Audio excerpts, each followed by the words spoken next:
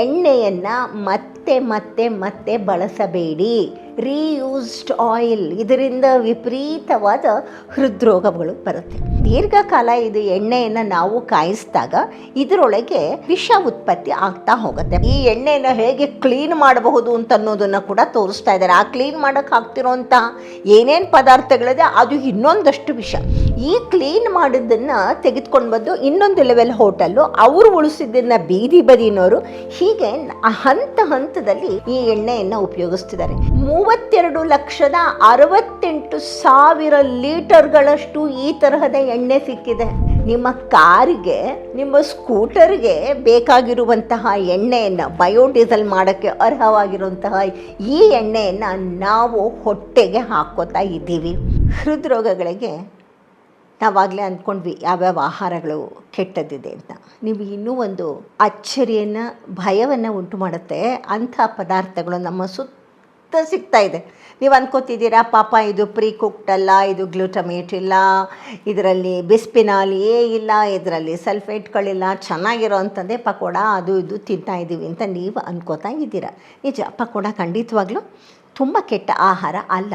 ಆದರೆ ನಾನು ನಿಮಗೊಂದು ವಿಷಯ ಹೇಳ್ತೀನಿ. 2025 ಅಂದರೆ ಕಳೆದ ವರ್ಷ ನಡೆದ ಒಂದು ಸಮೀಕ್ಷೆಯಲ್ಲಿ ಒಂದು ಅಂಶ ಬೆಳಕಿಗೆ ಬಂತು. ಈ ಸಮೀಕ್ಷೆಯನ್ನು ಮಾಡಿದ್ದು ಯಾರು ಅಂತ ಹೇಳಿದ್ರೆ ಆಹಾರ ಸುರಕ್ಷತೆ ಮತ್ತು ಔಷಧಿ ಆಡಳಿತ ಮಂಡಳಿ ಇದೆಯಲ್ಲ, ಇವರು ಬೆಂಗಳೂರಿನಲ್ಲಿ ಮಾಡಿದ್ದು ಇದು ಒಂದು ಸಮೀಕ್ಷೆ. ಇಲ್ಲಿ ಏನು ಎಜುಕೇಟ್ ಮಾಡಿದರು ಅಂದರೆ, ಪ್ರಮುಖವಾಗಿ ಅವರು ಯಾರಿಗೆ ಎಜುಕೇಟ್ ಮಾಡಿದರು ಅಂತ ಹೇಳಿದ್ರೆ ಹೋಟೆಲ್ ಇಟ್ಕೊಂಡಿರೋರಿಗೆ. ಇವ್ರಿಗೆ ಏನು ಎಜುಕೇಟ್ ಮಾಡಿದ್ರು, ಈ ಹೃದ್ರೋಗವನ್ನು ಕಡಿಮೆ ಮಾಡುವಂತಹ ಆಹಾರಗಳನ್ನ ಮಾಡಿ, ಟ್ರಾನ್ಸ್ ಫ್ಯಾಟನ್ನು ನೀವು ಬಳಸಬೇಡಿ, ಮತ್ತು ಎಣ್ಣೆಯನ್ನು ಮತ್ತೆ ಮತ್ತೆ ಮತ್ತೆ ಬಳಸಬೇಡಿ. ರೀಯೂಸ್ಡ್ ಆಯಿಲ್, ಇದರಿಂದ ವಿಪರೀತವಾದ ಹೃದ್ರೋಗಗಳು ಬರುತ್ತೆ. ಏನಾಗ್ತಾ ಇದೆ ಅಂತ ಹೇಳಿದ್ರೆ, ಈ ಎಣ್ಣೆ ಇದೆಯಲ್ವಾ, ಇದನ್ನು ಒಂದು ಒಳ್ಳೆಯ ಆಹಾರಗಳಲ್ಲಿ, ಒಳ್ಳೆ ಹೋಟೆಲಲ್ಲಿ ಒಂದು ಸತಿ ಬಳಸ್ತಾರೆ. ಇದನ್ನು ಬಳಸಿದ ಮೇಲೆ ಆ ಎಣ್ಣೆ ಯಾವಾಗಲೂ ಹೈ ಟೆಂಪರೇಚರ್ಗೆ ಅದು ಕರ್ದ ತಿಂಡಿಗಳು ಎಕ್ಸ್ಪೋಸ್ ಆಗಿರುತ್ತೆ. ಆ ಒಂದು ಟೆಂಪರೇಚರ್ಗೆ ದೀರ್ಘಕಾಲ ಇದು ಎಣ್ಣೆಯನ್ನು ನಾವು ಕಾಯಿಸಿದಾಗ ಇದರೊಳಗೆ ವಿಷ ಉತ್ಪತ್ತಿ ಆಗ್ತಾ ಹೋಗುತ್ತೆ. ಪೆರಾಕ್ಸಿಡೇಸ್ ಅಂತ ಹೇಳ್ತೀವಿ, ಇದು ವಿಷ ಉತ್ಪತ್ತಿ ಆಗುತ್ತೆ. ಇದನ್ನು ಏನು ಮಾಡ್ತಾ ಇದ್ದಾರೆ, ನಾನಾ ರೀತಿಯಲ್ಲಿ ನೀವು ಸೋಷಿಯಲ್ ಮೀಡಿಯಾದಲ್ಲಿ, ಯೂಟ್ಯೂಬ್ನಲ್ಲಿ ನೋಡಿ ಈ ಎಣ್ಣೆಯನ್ನು ಹೇಗೆ ಕ್ಲೀನ್ ಮಾಡಬಹುದು ಅಂತ ಅನ್ನೋದನ್ನು ಕೂಡ ತೋರಿಸ್ತಾ ಇದ್ದಾರೆ. ಆ ಕ್ಲೀನ್ ಮಾಡೋಕ್ಕೆ ಹಾಕ್ತಿರೋಂಥ ಏನೇನು ಪದಾರ್ಥಗಳಿದೆ ಅದು ಇನ್ನೊಂದಷ್ಟು ವಿಷ. ಈ ಕ್ಲೀನ್ ಮಾಡಿದ್ದನ್ನು ತೆಗೆದುಕೊಂಡು ಬಂದು ಇನ್ನೊಂದು ಲೆವೆಲ್ ಹೋಟೆಲ್ಲು, ಅವರು ಉಳಿಸಿದ್ದನ್ನು ಬೀದಿ ಬದಿನವರು, ಹೀಗೆ ಹಂತ ಹಂತದಲ್ಲಿ ಈ ಎಣ್ಣೆಯನ್ನು ಉಪಯೋಗಿಸ್ತಿದ್ದಾರೆ.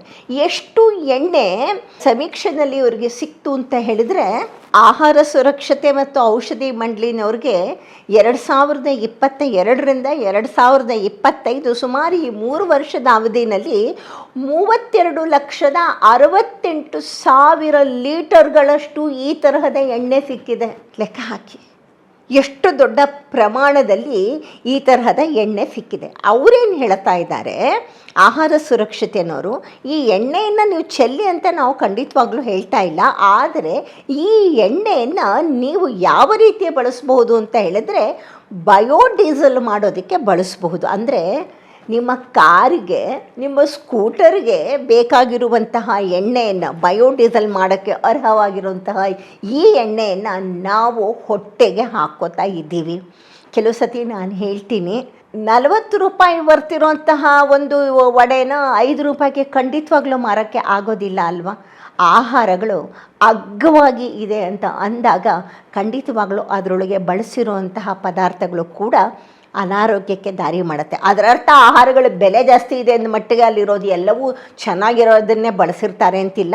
ಆದರೆ ತೀರಾ ನಮ್ಮ ಕಲ್ಪನೆಗೂ ಕಡಿಮೆ ಆಗಿರುವಂತಹ ಅಗ್ಗದಲ್ಲಿ ಒಂದು ಪದಾರ್ಥ ಸಿಗ್ತಾ ಇದೆ ಅಂದರೆ, ಅದರಲ್ಲೂ ಕರೆದಿರೋದು ಸಿಗ್ತಿದೆ ಅಂತ ಹೇಳಿದ್ರೆ, ಈ ತರಹದ ಕಾರಿಗೆ, ಸ್ಕೂಟರ್ಗೆ ಹಾಕಬೇಕಾಗಿರುವಂತಹ ಎಣ್ಣೆಯನ್ನು ನಮ್ಮ ದೇಹಕ್ಕೆ ಹಾಕೋತಾ ಇದ್ದೀವಿ. ಎಚ್ಚರ ಇರಲಿ. ಬೀದಿ ಬದಿನಲ್ಲಿ, ಅದರಲ್ಲೂ ಈಗ ಬೇಸಿಗೆ ಕಾಲದಲ್ಲಿ ಕೊಂಡುಕೊಂಡು ತಿನ್ನೋದನ್ನು ಬಿಟ್ಬಿಡಿ, ಆರೋಗ್ಯವಾಗಿ ಇರಿ. ತೀರಾ ಬೇಸರವಾಗುವಂತಹ ಸಂಗತಿ ಇದು. ಒಳ್ಳೆಯ ಆಹಾರಕ್ಕೆ ನಾವು ಹೆಚ್ಚು ಹಣವನ್ನು ಖರ್ಚು ಮಾಡಬೇಕಾಗಿ ಬಂದಿರುವಂತಹ ಪರಿಸ್ಥಿತಿ ಇಡೀ ಜಗತ್ತಿನಲ್ಲಿ ಮನುಷ್ಯ ನಿರ್ಮಾಣ ಮಾಡಿಕೊಂಡಿದ್ದಾನೆ. ಈ ಒಂದು ವಿಷವರ್ತುಲದಿಂದ ಹೇಗೆ ಹೊರಗೆ ಬರ್ತೀವೋ ಗೊತ್ತಿಲ್ಲ. ಒಟ್ಟಲ್ಲಿ ನಮ್ಮ ಲೆವೆಲಲ್ಲಿ ಅಟ್ ಇಂಡಿವಿಜುವಲ್ ಲೆವೆಲ್ಸಲ್ಲಿ ನಾವು ಏನು ಮಾಡಬಹುದು ಅಂತ ಅನ್ನೋದನ್ನು ಮಾಡ್ತಾ ಹೋಗೋಣ. ನಮಸ್ಕಾರ.